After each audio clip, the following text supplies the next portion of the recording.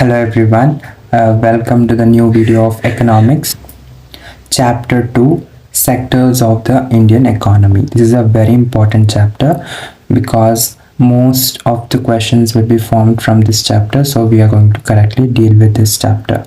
So the first topic is sectors of economic activities. So we have classified Indian sectors into three categories. Let me open it. Okay, I'm going to write here itself three categories. One is on production based sectors. Second one is employment, how the sectors of economy are giving a type of employments. Third one is on the basis of ownership. Right, first is the type of production, what kind of production they are doing. Next one is what kind of employment they are giving for the people, and the last one is which type of people are taking the control or the ownership. So first we are going to talk about type of production. We have three types of sectors. We have primary, right? We have primary, secondary and tertiary. You can see in your primary, usually which is called as agriculture related sector. So in primary, agriculture, animal husbandry, mining, all of these things comes. Usually they deal with production or extraction of natural goods. Next one is industrial sector or secondary sector, which usually talks about manufacture of goods.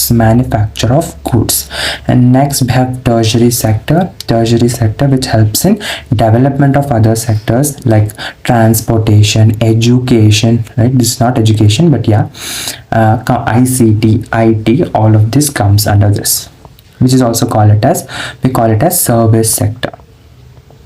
So they have given so much of example. Let's classify these. So we have Tyler, who is going to manufacture a thing, right? He's not going to render a service, he's a manufacturer. So secondary, basket weaver, secondary, flower cultivator, primary, milk vendor, he is a vendor. So tertiary, fisherman first, priest is the treasury, courier person is tertiary. So these are your homeworks. So now let's get into the comparison of three countries sectors. So these sectors can be compared through final good product, not the intermediate good. Okay, so that's you have to keep in mind. And usually to compare countries, GDP will also be taken into account. When you go to class 11th and 12th, you will learn more about GDP and GNP. GDP means gross domestic product and GNP means gross national product. Gross domestic product mainly deals within a country and during the particular year. So we have also seen historical changes in sectors. In past time, usually people were employed in agriculture and then they come to the secondary, right, manufacturing when industrial era started. And now after like past 100 years, there was a shift to tertiary where most of the people are employed. Most of the people are employed in agriculture sector itself, and now they have come to tertiary to render the service and all.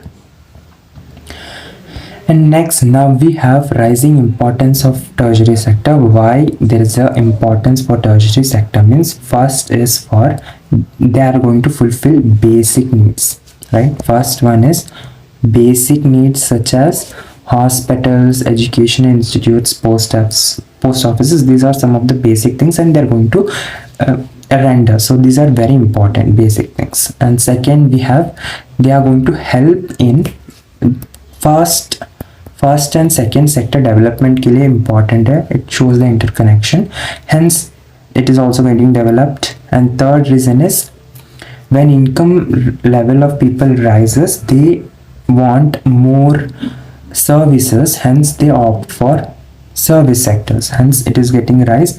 And fourth one is new services are getting started like IT, communication, right?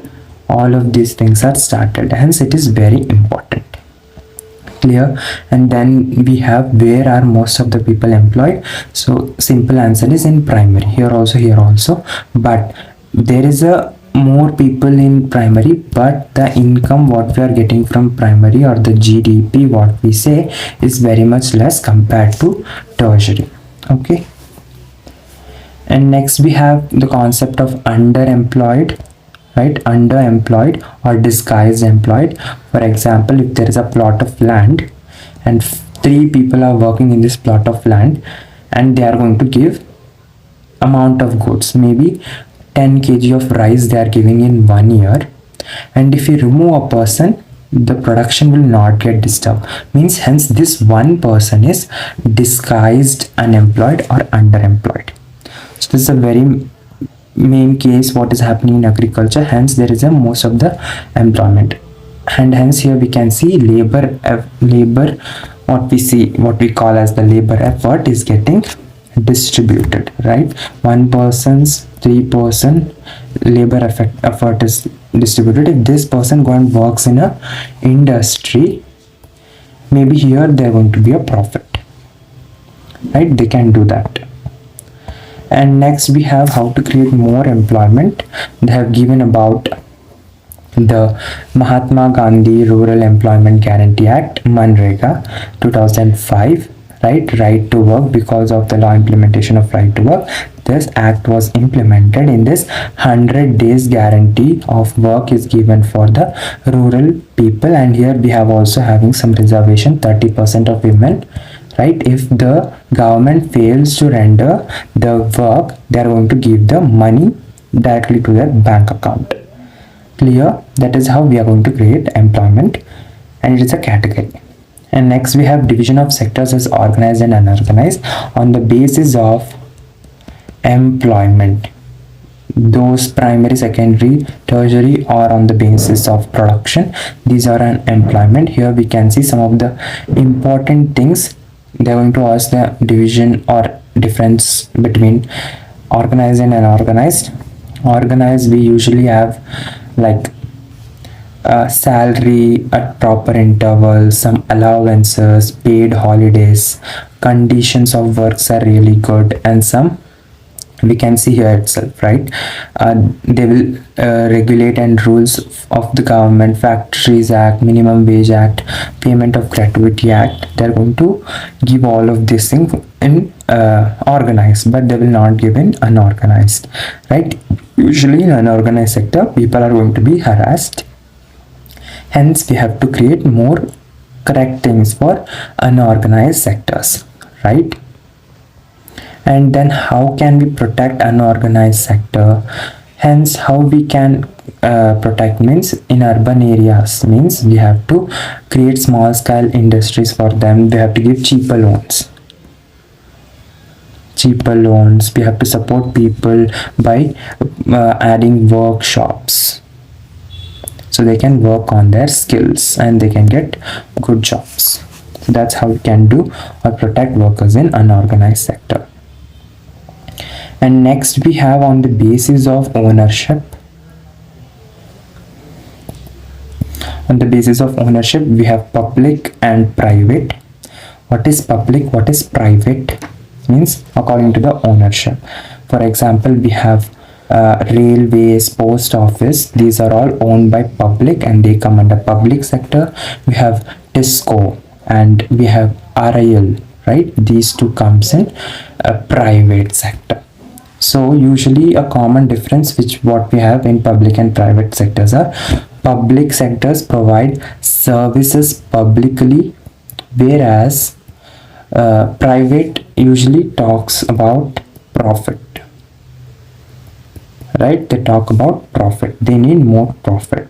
Hence, how can we create more better things? Usually there is a complaint that something which is supplied freely or publicly, it is not good, but it is always correct because government is going to give it that in a free way and it's their job, which government has to support, right? Some activities, there are small scale industries selling electricity at the cost of generation. All of these things government has to support, and the government. So usually here they are saying that public sector should accommodate privates. because private sector usually give away services in a very good manner, right? Hence they have to support, public sector has to support private sector. Hence, for example, electricity production itself, fair price giving for farmers, right? Maintaining a food security also, right? So governments should spend on private things only to make the things, public things, better. So this was the chapter, sectors of the Indian economy. In this chapter, we talked about on the basis of production, that is primary, secondary, and tertiary, GDP, organized and unorganized sector, and public activities and private activities. So this was the chapter, sectors of the Indian economy. And thank you so much. If you have any doubts, comment, right? And I will surely, I'm going to address the doubts. And even like to banti hai, right? And even subscribe. Thank you so much.